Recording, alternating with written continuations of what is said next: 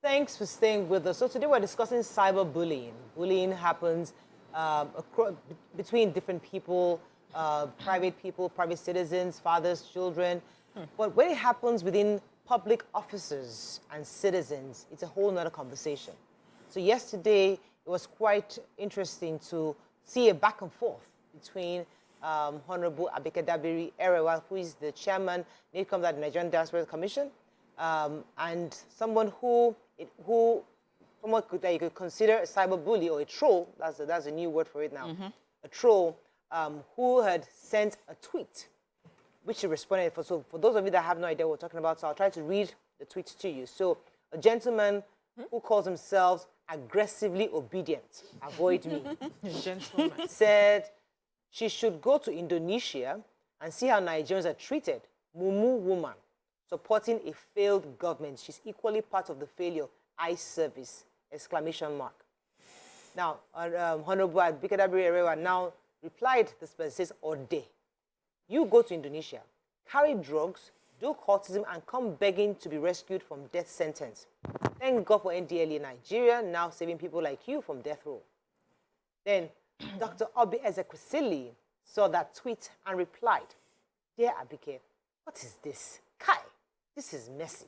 Please, clean it up quickly, please. Then, of course, Honorable Abike really immediately replied and said, I'm done with this, but out of respect for you, because it is you, clean what up? It's okay for some untrained, uncouth guy to refer to me as Mumu, and I can't call him out, or I can't call him Ode. I'm not a public official that cows to bullying, please. Of course, it went on, and then others were highlighting the fact that she was stereotyping or saying that, I alleged that, you go to do drugs and cultivating and be begging us to rescue you. So different parts of this conversation, but you see, it brings to the thought again on how we handle cyberbullying, and even what we talked in the papers today, where INEC is saying everything concerning the elections must be about issues, and we should stop hating and bullying each other and hate speech or slandering others. Let us keep it about the issues. What are your thoughts on this tweets back and forth, her response, and even the initial Twitter? Yes. What he tweeted. What are your thoughts? Let me start with you, Olayemi. All right, so I would say that, that saying that says that if you don't have anything nice to say, just keep quiet, do not say anything, then boom, social media came into our lives. And it is just a way for people to express themselves according to them, to abuse you directly, hiding behind the keypads, I do not subscribe to it in any way at all, yes. And I fault both of them. Like, I do not even subscribe to it. Calling somebody, I think that you can actually pass your message, without abusing someone, without insulting someone. How do you call somebody mumu? And then what response would you expect from that person? Then now we talk about, be the bigger person. Be the bigger person. Do not say anything bad, especially with the fact that you are in the public eye and all that. These people too are human beings. They have blood running in their bodies, but that does not, excuse that fact that she said, Ode, because I do think, well, that actually prompted the Ode. But I do think, again, that there are sometimes, because I'm putting myself in the shoes so that somebody does not come and say that, if you're not in somebody's shoes, stop saying what you can't even do. I see a lot of people troll me online, and then I choose not to answer them. Sometimes I think that, answering people like this would just put you on the same level, like, dragging you to the gutters and all that, which I think can be messy, but then she too can pass a message, saying that we do all of these things.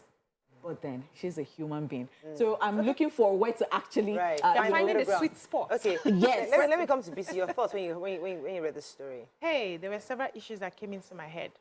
One is the lack of respect for our elders. It's becoming very appalling. It's degenerating every blessed day. There is this this belief that because I have a platform, I'm on social media, I have data, I'm on Twitter, I'm on Instagram, I'm on all the other social media platforms, I can just speak to anybody anyhow without thinking about it. it's okay for me to just say my mind. After all, I'm saying my mind. I'm showing my authentic self. This is who I am, you know. And then we disrespect people. I've always had issues with you trying to correct somebody and then use insulting words. We always join people's personalities to what we're trying to say. Can we find that balance to separate it? The issue on hand, tackle the issue. Why do you go after somebody, insulting the person's personality, insulting the person's family, insulting the person's home? Even yesterday, I still had trolls coming into my DM, insulting my generations to come and all of that. I was not in a place to respond. I was not in the mood. But we need to understand something, that nobody has the monopoly of craze. We can all be crazy. Even if you say, take a higher road and don't act like they're animal, don't come closer. Science said we're higher animals. So sometimes I can come down to the basics. If you're not going to listen to me, I can come down to the basics. And when I finish, I dust off myself and I move on, depending on the side that I wake up on. So if we have to call out people for responding, can we call out people for saying, for starting what is causing that response? Because Abike Dabiri did not just open her eyes to go and call people Ode. She was insulted by somebody who is not even old enough to probably be her son. If they had insulted your mother, you saw that kind of message to your mother, and you standing by as a child, what would you do? Would you tell your mother, Mommy, no, let's take the higher road? We will beat you. That's the thing. So people should learn to see. If you know you cannot match the energy when you see that person physically, don't run to just tweet or type or say whatever it is in the name of, and I agree with her. We have condoned these trolls for a very long time, and that's why they feel they can throw what's around. After all, you're supposed to be on TV now. You should know better. Don't respond. Take the higher road, and that gives them the energy to keep giving it to you. Sometimes, nyaha back. Fire for fire. So there's a part of this. So thank you.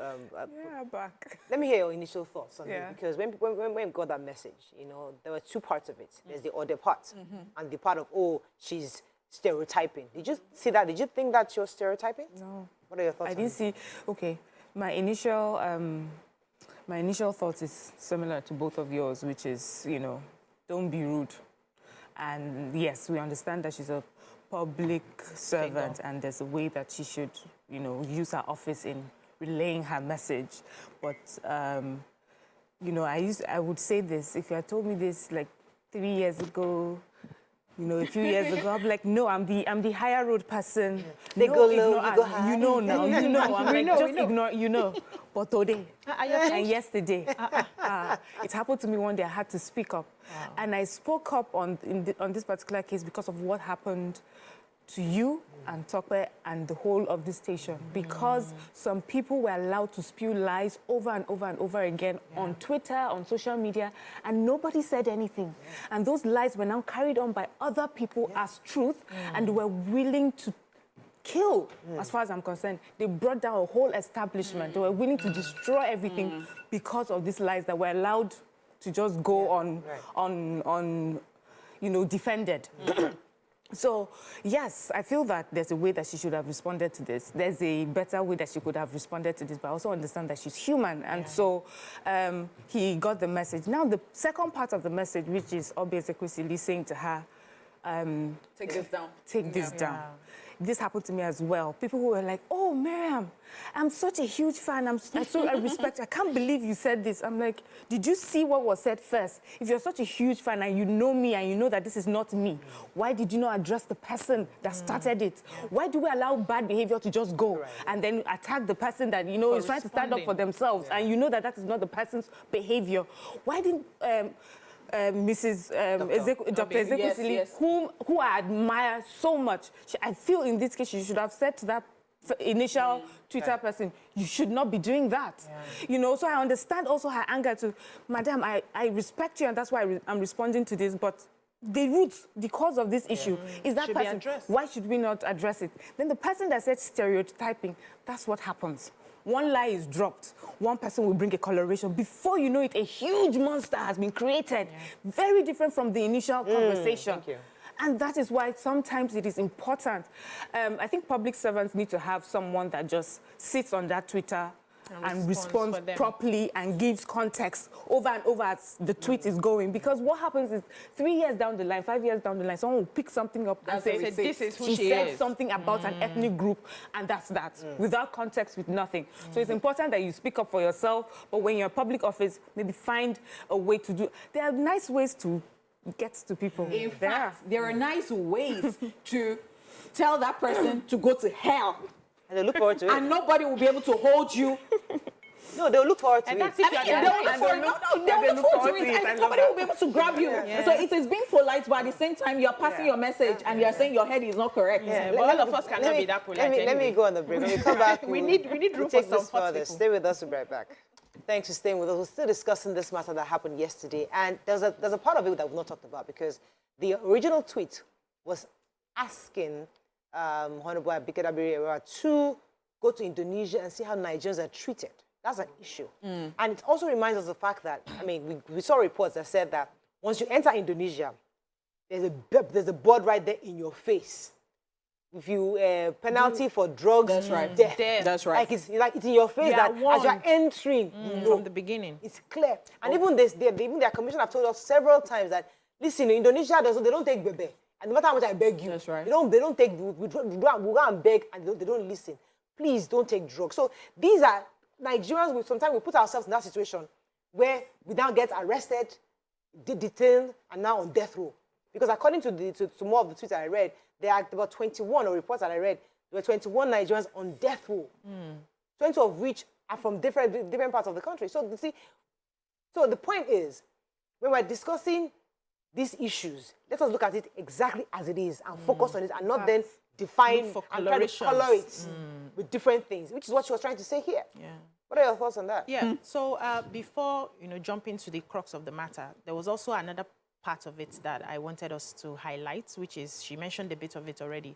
Dr. Obi, mentioning that, try and clean this up and all of that. Yeah. That shouldn't have been, if you ask me, my personal opinion, the place to chastise your colleague or your friend or your... No, just express her. She may not know her personally. She can send a DM. So if something like that happens and I'm reacting and you want to correct me, I don't expect you to correct me in public. You would call me or send me a DM and say, BC, what did it happen now? Oh, yeah, drop that. Fat, clean that, that sort of thing just shows that you really mean well, and not because you want to show that you mean well. Do you understand? So we need to find that balance, and we need to hold each other's hands, because being in the public eye is a lot of stress and work. Most people get depressed on a daily basis because of the energy, the things that they receive. You're doing your job and people feel you're talking from one side, you're talking from the other side. That's one. Secondly, the fact that you pick up one political party and say, this is where I want to put support, and every other person castigates you because you see things differently, was what started this in the first place. Because the person was saying now added to the fact that you decided to support this administration and insulted was because she was supporting that administration, which should be her right as a human being to say, this is where I want to work, this is where I want to... Can we accept our differences and understand that how you're seeing things is different from how I'm seeing things? If I believe that this person will work, I'll go for this person. I don't have to now castigate you because you don't believe what I believe. That's where the issue started from. Yeah, absolutely. It goes back to what INEC was trying to say, that, listen, all the parties should warn their followers across board. Because I really want to believe that the flag bearers don't agree with many of these things that happen on social media, online. I would like to believe that each of them has said, please go ahead. I would like to believe they don't agree with it. But they must come out openly to tell their followers to sheath their swords, especially online. All right, so I would like to liken this to what is happening in the US. I mean, to a US case where Dabiri-Erewa is actually in Russian jail because marijuana was, caught in possession. It's just been, people have been saying that US is on this case. They want to get this person out. But, in Nigeria, when you have public officials, they are doing it like it's a daunting task, or this thing that you have called us to do, it is your job. Do this thing. If people are in jail, if people are in prison, they are in other countries, it is your job. Why are you there complaining that, you people are the ones who get into... But you have the data, Olayemi. It says that there are about 400 Nigerians in prison, 96 on death row. And the number keeps changing. Now, if we are a country, if Americans have 400 of their people in jails and 96 on death row, I don't know if they'll be doing the same thing they did for this lady you're talking about. The point is that we also need to check ourselves. I always go about we, as much as we point fingers, let's look at ourselves. We also the people. We talk about how the reputation Nigerians have abroad is something that we need to continually clean up. We say it all the time. When you go out to Dubai, we saw how cultism was in Dubai, where they were taking them cutlasses, butchering themselves. We saw it, the repercussions of this on our own people. So as much as we are pointing fingers at government, do more. We, the people, must also know that there are laws. Not like they can call a commissioner of police, they can call Inspector General, please, my brother, please. Over there, there's only so much the government can do to get you out. They can use their diplomatic arrangements, but they can't. How much? So not just to color her office or what she's doing, like, why are you complaining? There are many things, there are many issues that have arisen that we have had to call her and she has spoken and we've read in the papers. Issue of our students in Ukraine. That's right. I mean, students that Libya. were being Libya, students in a particular country. India recently. It was not even India. There's just a particular country where, students were reporting that they were being targeted and treated badly. We had even someone come, like a Nigerian student that schools there, like a representative of the school, trying to let us know that it is not that way. But after many investigations, we found out recently that it's actually Nigerian students were being targeted. One of these countries. So they are doing their job. Of course, can they do better? Is there room to improve? There is. But if, for all these issues, she's, a phone call away, she's on TV, not just here, anywhere else, constantly talking through the issues with us and keeping us updated. So it's not, so I can imagine when you feel like I'm resuming first thing in the morning. Sometimes, I haven't even seen my family. I am doing my best, and then you have someone that just uses a tweet and just, and just makes everything seem like you're useless or you're not doing anything. There's that part of you that feels this anger. Do you even really get all that I have done? NDLEA, we heard about all the fantastic, the investigation that led to the arrest of those drug barons. And the end, somebody tweeted something that made it look like they had done nothing. How does that make you feel? I don't justify you using your public office to respond to people back and forth, But the thing is, I'm asking Nigerians to be more respectful of the hard work that people are putting in. And then for those who are working hard, let's recognize their work that they're doing. If we are unhappy with some parts of the things that they're doing, there's a way that we can tell them. I know some people who, when they meet with you, they're so respectful. When you now, for some reason, go to their Twitter handle, you're wondering, which personality is this? Who is this person? The person is rude and uncouth on social media, but yet when the person sits with you, why can't you take that behavior? Because you're cloud chasing? Because you want people to hail you as the biggest shader of all times? It's not right. Let's just find better ways to communicate with each other. We've discussed this Indonesia issue and the NIPCOM. I want us to go back to cyberbullying, which is really the crux, because all of us have experienced it. And this is an opportunity for us to also address this issue. Stay with us, we'll be right back. Thanks for staying with us. We're still discussing this issue of cyberbullying, and we're going back to why we still have people who are constantly insulting each other on social media. And I have a message here from Mrs. Okorafo. She's the former director of at Last Subeb, of Becca at Last Subeb. She says, "Good morning, Mariah. How are you all doing? The issue being discussed is a monster. It's really eating deep into our society, for the fact that social media is open to both cultured and uncultured is a huge concern. A lot of cyberbullying, especially from the younger generation, I keep on asking where our values are.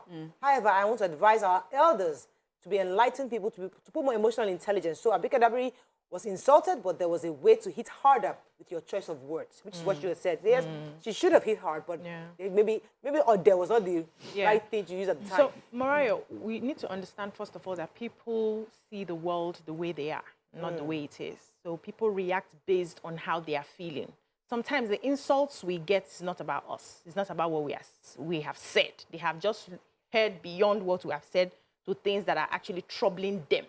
So when I'm in that, for instance, I'm in that state where I am aware, because there's a state that and it's every day, it's work in progress. Some of us are working daily to ensure that we are constantly in that state, but sometimes we fall. So when I'm in that state that I am aware, I receive some insults and I smile because I know it's not about me, it's about you. And I just say peace and love, light and whatever, and I send it to Namaste. you. Yeah, namaste. And I move on because it's not about me. I just pray for you to get healing from whatever it is that is worrying you. Hold on, no, please. Oh.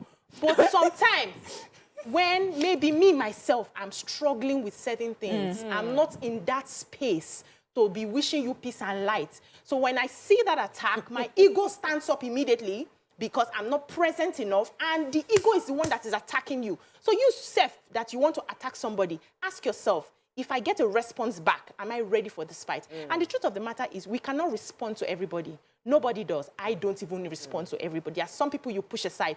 But sometimes when you do the response, I'm sure she may even catch herself and say, oh, wow, that was, I shouldn't have.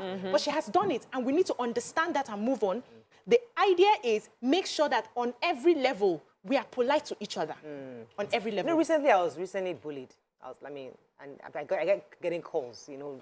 I was getting calls from everybody. How are you doing? I was like, I didn't read the comments. I kept saying, I didn't read the comments. I didn't read. Everybody else thought that I was depressed. I didn't see one comment. Better One. for you. Because I just posted and I moved on. And I started getting calls. Ryo, did you see? I said, I didn't see it. Unfortunately, I wasn't even at home. Usually, if I was in the house, my sister, she would have taken the phone and start telling me or reading and start deleting or whatever. But I wasn't even in the house. So nobody could even tell me anything. I was just getting calls. You had your peace. You have refused to read. And I till today. You didn't go back to that comment post. I've not seen. And I'm going to take a cue from that. You know, disagreement does not always equal abuse. You know, so now everybody who knows me here at the place of work, they'll be like, oh, Honeyball does not take nonsense and all that. But there are people that I choose my battles. Yeah. And I will tell you what happened to me. So I parked my car somewhere and I'd gone to buy something. And when I returned, some people they were sitting down there and they said, oh, so you were the one who parked here. Oh, you parked wrongly. And I did not answer. And so the person just went, and then you go on TV. You'll be talking rubbish, something. You know? I want to say, Just held No yourself. need. and then Wisdom. I'm like, thank God. And then I entered. Because number one, I looked at myself. So that person was looking for that opportunity. To get that you. I would answer him, and then when I'll be on that level, and then when I'll be going back and forth, that would be too belittling for me. I would not Pick do your that. battles. So I'll go back to what somebody said here before, that maybe public officials should get people who would respond to tweets for them. And, you know, they say this to like all the, even artists, you know, because sometimes they're saying that, oh, just collect this person's phone from them or collect it from them because the way they are responding is not nice and all that. And as we said before, there are receipts. So there are so many times that what you've said, people go back to social media to retrieve this thing, especially when you're running for something or you need something from the public and all that, and then they're referring to all of it. Let me let you have the last. Yeah, so for me is that we need to look for a way forward on how to engage on social media. So using Mrs. Abike Dabiri here as an example, she has her office that she goes to and she has her personal home. And when you have issues with her at the office, you go to the office and you follow the protocol to address whatever issues there are. If you're family or relative or friend, there's a way you visit her in her house and whatever issues, you know, you handle. So at home, she understands, she puts on the cap of, okay, this is family issue and this is home issue. What social media does is that everything, your house, your bedroom, your everything is there. So I think that public offices need to have like a... Separation? Yes, a separation. And people also need to be aware that when responses come from this particular page, it comes from the office. And then she as the person or they as people need to have also their separate pages because we can't have this constant back and forth. It has to be, we need to neaten things up going forward. As I wrap up on this, I think I remember when former President Jonathan tried to remove subsidy. He did it and everybody went, oh, you cannot remove subsidy. And there was this huge protest and everybody, fast forward, everybody's like, you know what, you should have removed that. telling you should have removed subsidy because now we need more money for XYZ. Same thing, there was a campaign to regulate social media. And everybody said, no, I don't want to clamp the media. They want to do this, they want to gag us, they want to know. Everybody kept saying no.